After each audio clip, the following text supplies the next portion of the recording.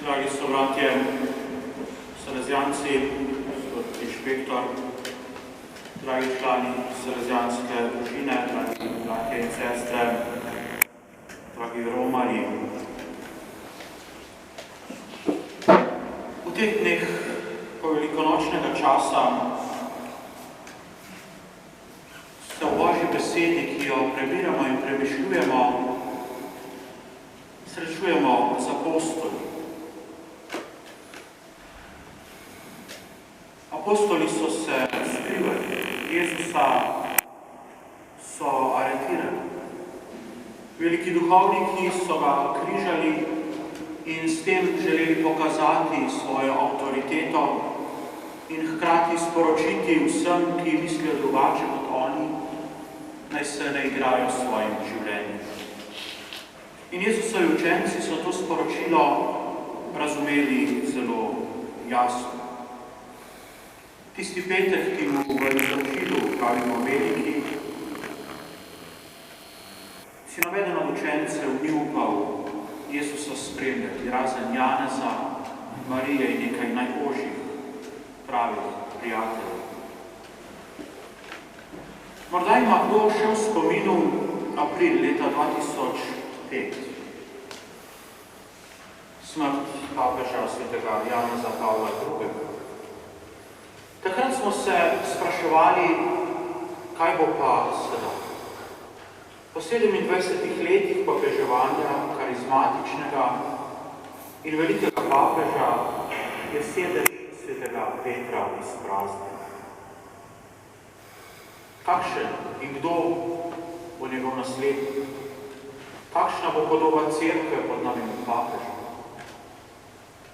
Ali pa v začetku marca 2013, ko smo ponovno doživeli obdobje izpraznjenega Petrovega sedeža.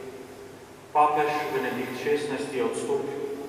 Spet nešteta vprašanja, podobna prejšnjim, številna nova, da ne govorim še o številnih špekulacijah. Še eno obdobje, ko je bila cerkev brez papeža, obakrat je bil to poseben čas. Čas priprave, pa hkrati tudi čas negotovosti. Lahko bi rekli, da se trenutno nahajamo v liturgičnem času izpraznjenega sedeža. Četrtek smo obhajali praznik Gospodovega vnebohoda, ko se je Jezus vrnil v nebesa. Danes teden bomo praznovali Vinkošti, ko se bomo spominjali, kako je Jezus poslal Svetega Duha, ki bo z nami do konca. Vmes pa kakor, da bi manjkala Božja navzočnost. Ko torej pričakujemo Vinkoštni dan, ki je rojstni dan cerkve, se kristjani oziramo v prvega in največjega kristjana, ki je kdajkoli živel. To je na našo mater Marijo. Našo mater in pomočnico, vedoč, da bo to, kar je Sveti Duh storil za njo, naredil tudi za vsakogar izmed nas. Če si pobliže ogledamo Marijino življenje, vidimo, da je vsa njena veličina v tem, da je v svojem življenju sprejela odločitev, zaradi katere je prišel na njo svet. In odtlej je neprestano živela tesno povezana z Bogom. Sodelovala je z duhovnimi spodbudami, ki jih je prejemala od Svetega Duha. Marija je bila poslušna Bogu. In to vsak dan, in to vse življenje. Vsak dan, vse življenje. Zato je v svojem srcu nenehno ponavljala tisto obljubo, ki jo je izrekla ob angelovem oznanenju: zgodi se mi po tvoji besedi. Zgodi se. Ker je Marija sprejela Božji načrt, je postala rodovitna mati. Mati z veliko začetnico za vse čase. In to samo zato, ker je rekla svoj brezpogojno glej, dekla sem Gospodova, zgodi se. Vemo, da Marija darov, ki jih je prejela, ni držala zase. Spoznala je, da so darovi, ki jih je prejela, tudi za drug. Kmalu po angelovem oznanenju je pohitela na pomoč sorodnici Elizabeti in tam je izpovedala svojo pesem Magnificat, moja duša poveličuje Gospod. To čudovito hvalnico Bogu. Ta hvalnica je neke vrste okno, skozi katerega lahko pogledamo Marijino življenje. Marija ni bila odsotna, osamljena, brezbrižna oseba, o ne. Marija ni bila oseba, ki bi se obračala po vetru. Iz njene hvalnice vemo, kaj blagruje. Zavzemala se je za pravičnost, za sočutje. Dvigovala je padle, skrbela za zapuščene, ljubila neljubljene. Marija je bila solidarna s prizadetimi, ni bila neobčutljiva ali nezainteresirana za stisko potrebnih, revnih, nemirnih. Tako je, na primer, na poroki v Kani prav Marija tista, ki je pregovorila Jezusa, da je storil prvi čudež, in kot nekako lahko sklepamo iz Evangelija, ta čudež še ni bil načrt. Marijina pesem Magnificat pove o njej in na njenem življenju zelo veliko. In Marija je kot mati sodelovala z Jezusovimi učenci tudi pri rojstvu cerkve. V današnjem berilu iz apostolskih del smo slišali, ko so prišli v mesto, so stopili v gornje prostore hiše, kjer so se zadrževali. Vsi so enodušno vztrajali v molitvi z Jezusovo materjo Marijo. Morda je bil ta teden, kot sem ga na začetku imenoval, teden izpraznjenega sedeža, teden med nebohodom in vinkoštmi, za Jezusove učence končno in to po dolgem času en miren teden, ko so imeli malo časa zase, da so se lahko bolj posvetili skupni molitvi. Ko so lahko v miru premišljevali o vsem, kar so videli in doživeli. Teden, ko so lahko 3 leta Jezusovega delovanja podoživljali v novi luči, v luči vstajenja. Mislim, da jim takrat še ni bilo povsem jasno, kaj čaka. Ampak vse vedeti ni bistvo vere. Veš, nekaj je ostalo pa, verjameš, zaupaš, čakaš. Kakorkoli, bil je po dolgem času en miren teden in, kot vemo, zadnji miren teden njihove življenja. Prihodnji teden bomo v Božji besedi slišali, kako je nenadoma nastal z neba šum, kot bi se bližal silovit vihar in napolnil so hišo, kjer so se zadrževali. Prikazali so se jeziki podobni plamenom, ki so se razdelili. Vsi so bili napolnjeni svetlino. 50 dni po velikem tednu imamo pred seboj nov prizor.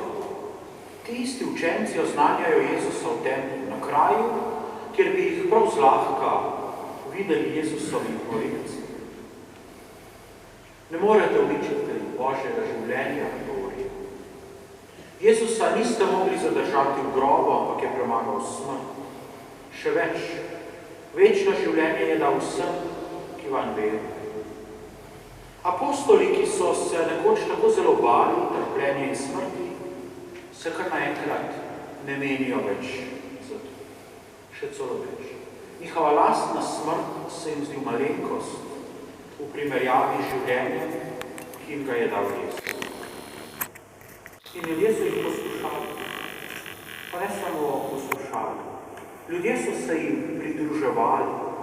Že prvi dan, na tiste prve vinkošti, ko so začeli oznanjati, se je 3000 ljudi pridružimo. Kako da so bili tisti, ki so bili nekoč tako prestrašeni, sedaj tako drzni?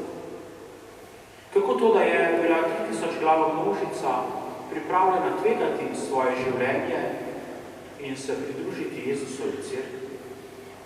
Kako so lahko preprosti, neuki povečinoma ribiči nagovorili in premaknili tako veliko število človeških src? Bratje in sestre, tudi v teh dneh in v tem življenju stopamo z Marijo in apostoli v zgornjo sobo, kjer smo tako kot prvi učenci združeni v molitvi z Marijo. Da obudimo vero v prihod Svetega Duha na nas in na cerkev. Ta Sveti Duh je isti Sveti Duh, ki je vel nad brezdanim vodovjem, ki je prekrivalo pusto in prazno zemljo, ko je Bog ustvarjal svet in vse, kar je bilo na njem. To je isti Sveti Duh, ki je obsenčil devico iz Nazareta, da je postala mati svojega stvarnika. To je isti Sveti Duh, ki stori, da se pri vsaki sveti maši darovi kruha in vina spremenijo pri sveto Jezusovo telo in kri. Bratje in sestre, nihče izmed nas ni bil poklican pri krstu, pri verni za to, da opazuje Jezusovo delovanje. Mi smo bili poklicani, da smo kritiki ali pa zgodovinari evangelija, krščanskega izročila ali pa učiteljstva cerkve. Ampak smo bili poklicani, da v Jezusovem duhu njegovih učencev, pod varstvom, od takrat tudi naše nebeške matere, nadaljujemo Jezusovo poslanstvo, Jezusovo delo. Da se lahko brez strahu zanesemo na Boga, ker vemo, da bo njegova moč delovala pa nas in da bo spreminjala svet v svet ljubezni. Vedno moramo iskati in odkrivati sledove v našem življenju, ki kažejo pot Boga. Mnogi so odvisni od nas. Člani salesijanske družine, ki danes obhajate praznik svoje zavetnice, se tega še toliko bolj zavedate. Kako mnogi ljudje, mnogi mladi, potrebujejo nas, vas, da jim bomo oznanili veselo, radostno novico o Jezusu. S svojimi besedami in svojim zgledom. In dobra novica je zelo preprosta. Jezus je spremenil svet.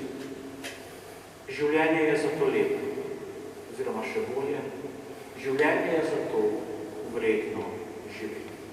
Vredno živeti, ko živimo z Bogom in za Bogom.